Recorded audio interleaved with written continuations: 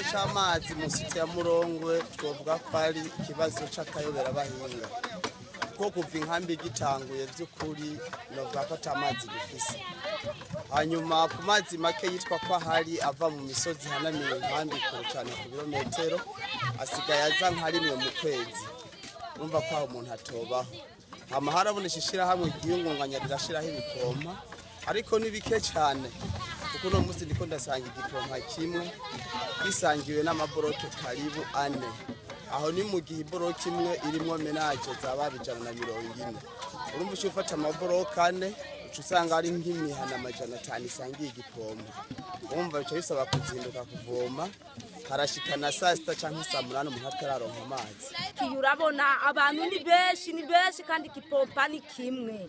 Ni kimwe turashobora kutonda tukabura amazi tukataha tugaragara.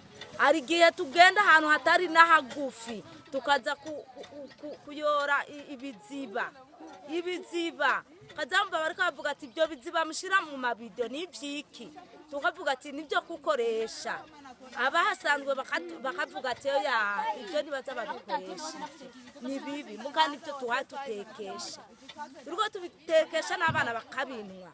Namba miziboneka nyinshi nukuvuga ngo mu gatondo abagore usanga bariko baragwanira ku marobi ku bipoma canke yamazi yabonetse ku irobine ugasanga ingumu ashani wangumu.